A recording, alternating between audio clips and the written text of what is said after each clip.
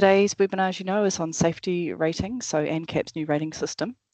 And in terms of fleet, ratings are an important part of choosing a vehicle, but today's rating system is very detailed, so which can make it quite hard to know which safety features are most relevant for different fleets. And recently there has been a very significant change to ANCAP ratings, which has prompted this webinar. I'm pleased to welcome Robert Pepper.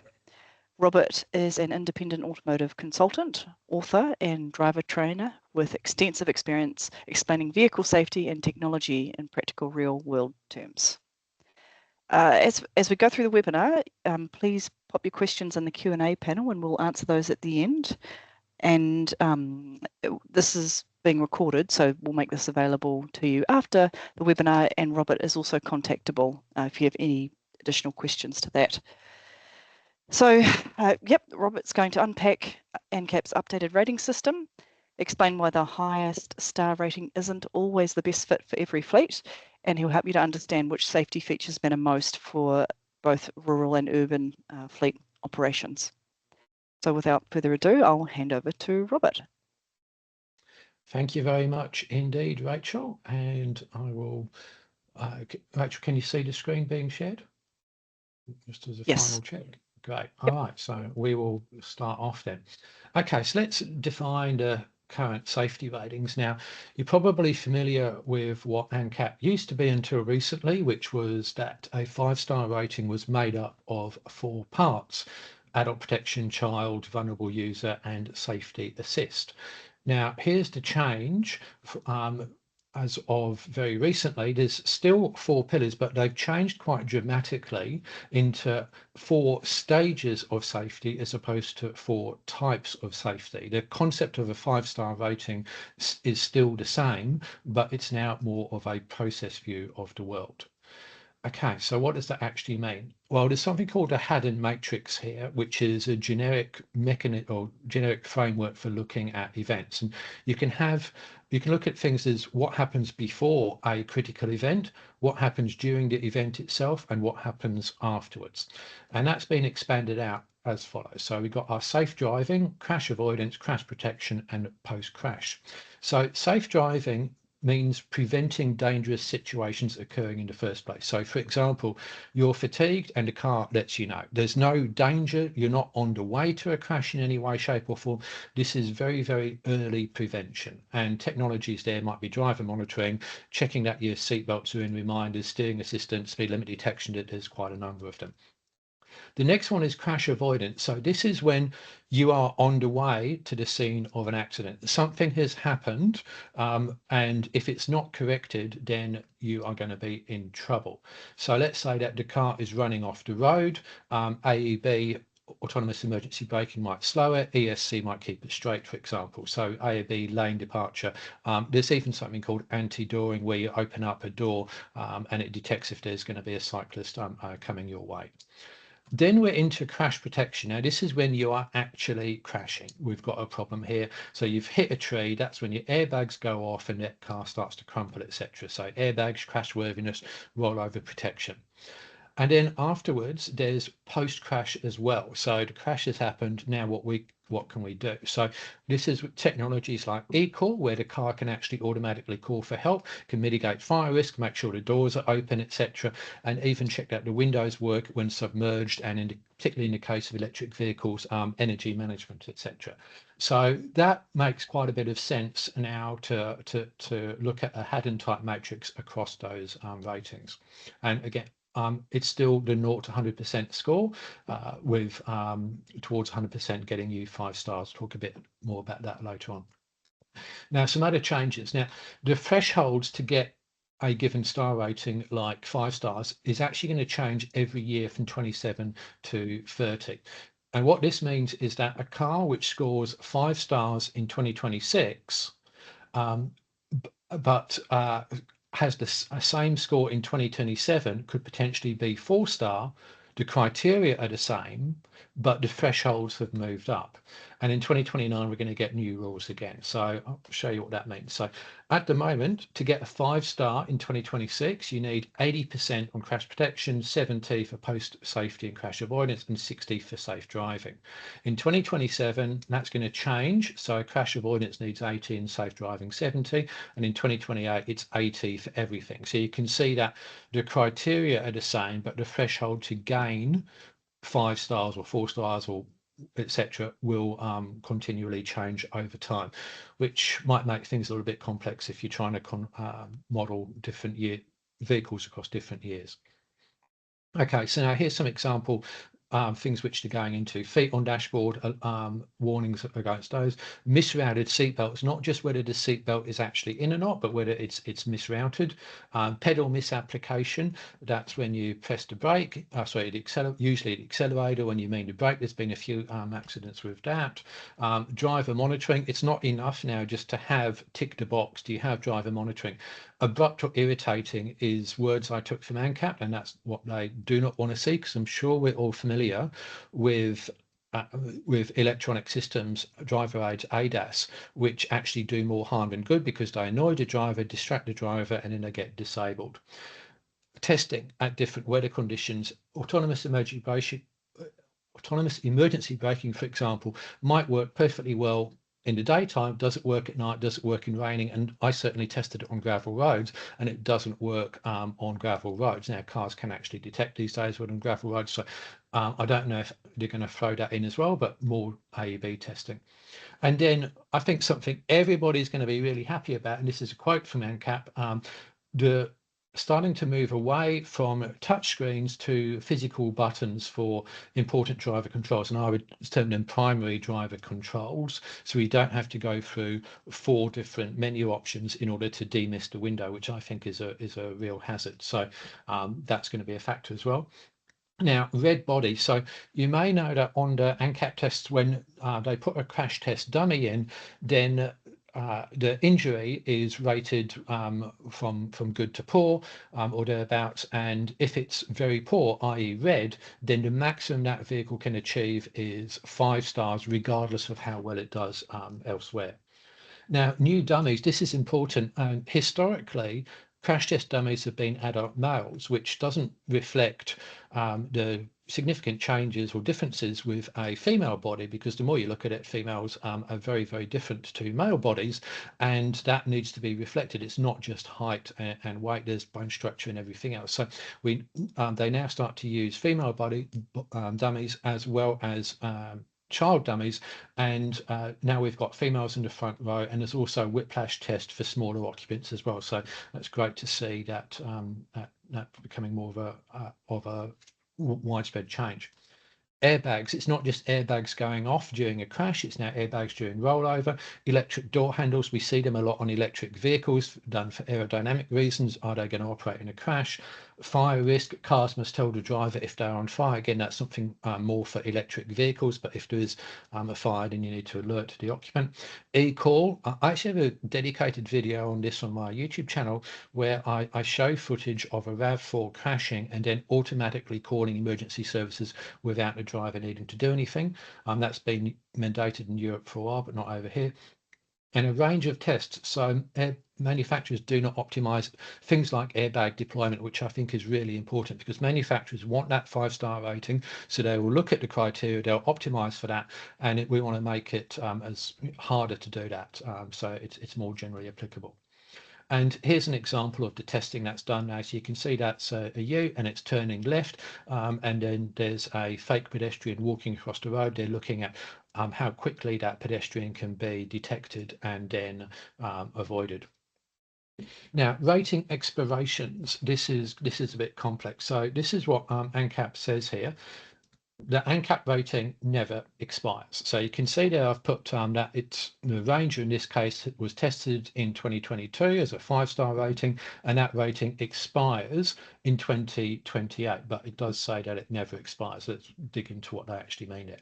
So when they test and rate the vehicle, that safety rating it has remains valid for the life of that vehicle, but they do say it expires at 2028. So I think what that means is it's a 5-star in 2022, and the expiry actually is how long the manufacturer can use that rating to uh, to advertise the vehicle. So in this case, Ford couldn't advertise the Ranger as 5 stars beyond December 2028. They'd need to go and get it retested again. So a little bit confusing there, but hopefully that clears up what they're saying.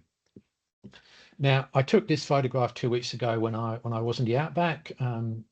One or two people may know where that is. I think that's either William Creek, yeah, or Uniondatta. I can't actually remember which one it is, but it says no pedestrians ahead, which is quite amusing because, of course, there's not. That's 200 kilometres of rural dirt road there, and you'd be lucky to see anyone walking around. So why is that important? Well, the answer is that at the moment we've just got one rating for all. So let's take two radically different use cases. So we've got a little electric vehicle here, 60 k's an hour, probably that's going to be driving at, maybe 80.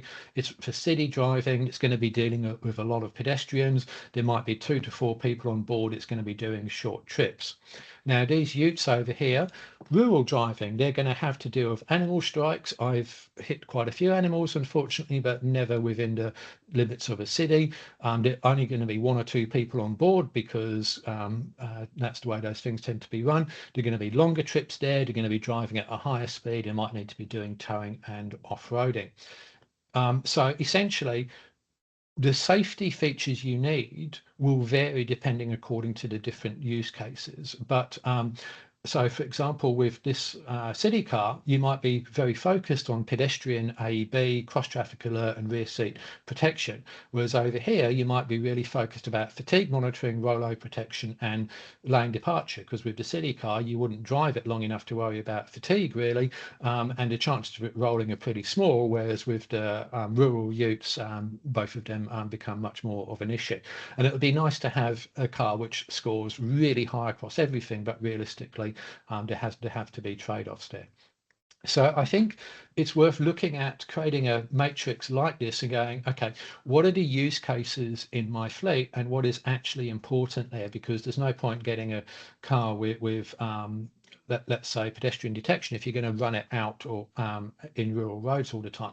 And something which is missed that I've seen off ANCAP so far is if you're towing, you really want a good trailer stability control system, but I don't see that as part of the ANCAP systems there. And also, if a vehicle has stability control, how well does it operate in 4-wheel drive? A lot of fleets will mandate part-time 4-wheel drive vehicles be driven in 4-wheel drive on dirt roads, and I fully support that from a safety perspective. But what does that do to the ESC system? I can tell you that it actually changes the calibration of it compared to what the on-road version, and is that going to be effective? And even things like a spare wheel, which I'd suggest is important for rural work. So because there's now so much complexity in these ratings, I do think it's worth taking a look beyond the higher level detail. Now, ANCAP does have sort of explore ratings for families, older drivers, etc., but that is just filtering it all of their sort of 1,000-odd database. It's not what their filter for fleet is a bit strange. It's really just saying, okay, we think fleet buyers are going to buy these vehicles and they're not going to buy these vehicles. It's a bit like just filtering for cost. So I don't really think that that's hugely useful. What I would like to see from ANCAP is the ability to search their detailed database and go, okay, show me the vehicles which have got the best pedestrian detection. Show me the vehicles which, or the utes, which perform best in a rollover, that sort of stuff. So you can really go, okay, what is the best vehicle for me, for my fleet, for the safety criteria which I need for this particular use case? And that doesn't exist at the moment. It's a shame because the data is actually there, it just needs to be queryable. Okay, now 4 to 5-star, as time goes on and the criteria get more detailed, the sort of 4-star versus 5-star becomes too blunt an instrument to choose vehicles. And you look at it and you go, okay, well, 5-star, that's clearly a lot better than 4-star. Well, not necessarily. So let's go into it. So we've got a Kia EV3 here, and we've got a Cupra. So that is a 5-star vehicle and this is a 4-star vehicle. Now, different year tested, but actually the criteria was the same. So let's look at the scores. So adult protection 83, 86, 78, 81. And here, well, let's take a look at that. The 4-star actually scored 89 on adult protection, and it scored a little bit better on child occupant protection. On a vulnerable user, it was a better again. So on 3 out of the 4 criteria, the 4 stars got has improved. It's only safety assist where the Kia EV3 did better. Now, how far off was it? Well, we can go into the detail here, and 12.64 out of 18 is what the 5-star car got, which was 81%, and the pass mark is 70. And the Paul Cupra over here got 12.14 out of 18, that's 67%. So if it had scored an extra 0.5 on any of the criteria within safety assist, then it would have got 70% or more, and therefore it would have been a 5-star. So that kind of shows you the nuance there. You go, okay, yeah, that's a 4-star. That's nowhere near as good as a 5-star. Actually, for your use cases, it could in fact be a safer car than a 5-star.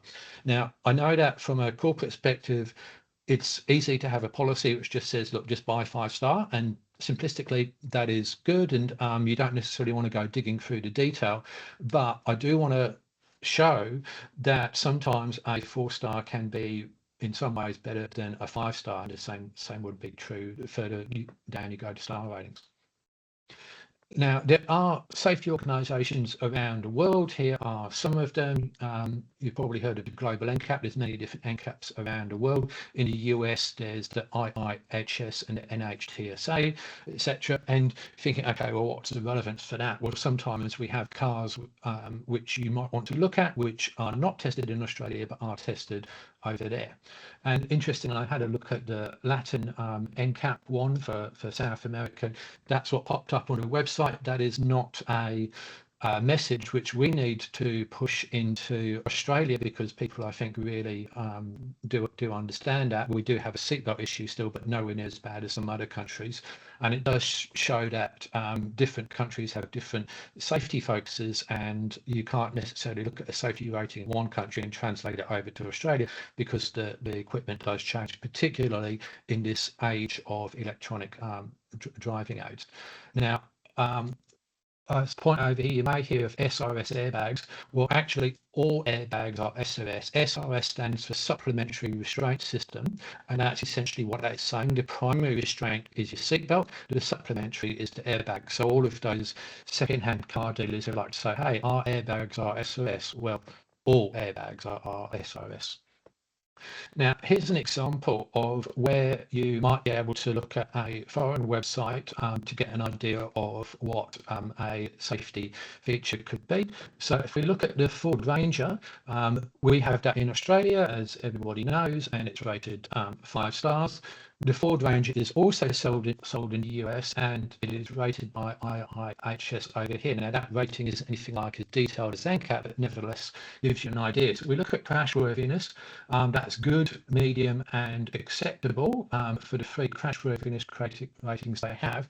And if you wanted an F-150, which is sold over here but isn't crash tested, then we can look at that and we can go, okay, it actually rates the same as the Ranger for the small overlap front, and the moderate overlap, it's poor, which isn't as good as the Ranger, but the side test where the Ranger was acceptable, it's now, it actually outscores the Ranger there. Now, whilst the electronics and the safety features, etc., do change from country to country, what doesn't change so much is the core fundamental crashworthiness engineering, the structure, the chassis, etc. So those would be largely applicable from country to country. What wouldn't be is things like the calibration of the AEB, and in fact, indeed, whether some advanced stuff is fitted or not. But that sort of looking at other countries may or may not help you if you want to look into a fairly niche vehicle. Now, speaking of which, there's a focus on the big utes. So large utilities, they call them, and you've probably seen quite a few news articles that the news media like to beat up on the large utes and say it's an epidemic on the streets. There's gas guzzlers, they're mowing down pedestrians, etc., etc. So ANCAP started to take a look at them, and the ones that they're looking at are listed there, and it's the 79 series, which you're thinking, hang on, that's not a really large ute. Well, they went off GCN, which is why it's snuck in there. So Rams, the Chevys, the Ford F-150, and the Toyota Tundra. So they sell in small numbers, and I put the top 10 best utes up there, but I have now started to look at these from a safety perspective. So if you need one of those in your fleet, there's now some information for you. Now, they aren't doing crash tests, but what they're doing is doing what I would term non-destructive testing. So here's all the things which they test. So they take them out to a test track and then evaluate things like A, B, and whether or not, and look at whether they've got airbags fitted, etc., etc. So you can see that the ADRs are quite lax for these vehicles, but in fact, a lot of them actually do have a lot of safety equipment. And that's how they all scored. So the F-150 is currently leading there, and the Chevy is currently last on that one. Now, on a similar level, commercial vans. So again, they're not destructively crash testing commercial vans, but they are taking them out to their test areas, and they are looking at things like whether or not the AEB works, the lane support, and the preventative technologies there. So from a fleet perspective, you can actually look at both of those and get some idea of the effectiveness of safety technologies, even if there isn't a full crash test for them. Now you can see there in both these cases, platinum, gold, silver, bronze, and not recommended, as opposed to the 5-star. That's because it's a completely different set of criteria, although there is some overlap. Okay, we'll finish off with things and some recommendations. So the ratings are changing to that process of a crash I talked about. Rating explorations are changing, and it's going to be rapidly become harder to get 5-star vehicles with that 5-star rating, and lots of safety features now set. It is way beyond just crashing into just one block of metal and then seeing how well it did. There's many different types of testing now, and it's only getting more and more complex. So ANCAP have really got their work cut out for them. And also the quality of controls, that's what ANCAP seem to be focusing on now. It's not just, okay, do you have ESC? Yes. Do you have AEB? Tick. How well does it work? And even testing that across a range of conditions is very time consuming, takes a lot of effort. But regardless, the testing protocols do lag behind it, the tech a bit, and remember that it's non-destructive testing. So some recommendations here. I would look beyond a simplistic 5-star rating. 4-star cars may be adequate. Now, I know that's going to be a hard sell if you've just got this policy that says 5-star only, but in edge cases, if you need to look at that, I think you could make a case that for given use cases, some 4-star cars may be better than a 5-star. And I think we've got to start looking at use case driven safety. And this is something I wish ANCAP would do. And go, okay, we've got different classes of user. Rural, someone who drives 90% of the time on rural roads needs different safety features from someone who spends all of their time in a city, and that sort of stuff needs to be recognised. And again, towing, I think, is another use case I'd like to see brought out there. Now, the 2026 criteria is tougher than ever. So you could have a car which scores this year 2025 in 2026 5-stars. Next year, an equivalent car tested could only score 4-stars, but it's actually the same safety as the 5-star off the previous one. Now, if you are looking at a car which doesn't have an ANCAP rating, you might be able to look worldwide. Obviously, caveats, it's not going to be exactly the same vehicle, but that might give you an idea anyway. And remember that now there is the large U and commercial safety programs, so you don't have to rely just on the manufacturer's brochures about safety systems. There is some data, albeit not a crash test, from ANCAP. And finally, I think that the best safety investment, it always seems to be overlooked in any form of crash analysis, is in fact driver training. I'm sure many of you guys have that already, but certainly I've seen a lot of great results, because it'd be better not to actually have any of those safety features needed at all. So that's the end of the presentation. Open it up to questions now. I saw a news article last week about the cars with the flush handles. If you spoke about it earlier, I'm sorry, but I was late to get into the webinar. But is that going to be an issue for Australia? The talk is they're going to dump these cars to Australia because they don't meet the design rules for China. Is that going to be a problem for us? Yes and no, but that actually is being specifically addressed. So the flush door handles came in mainly with EVs because you want, e.g. EVs are very, very energy poor, so you need to make them as aerodynamically efficient as possible. So flush handles is a little part of that. The problem is, of course, they need to activate. So there is now a safety criteria to say that they need to activate in the event of a crash. China has led the way with that, and we're following. So yes, that is a problem, but it's one being solved.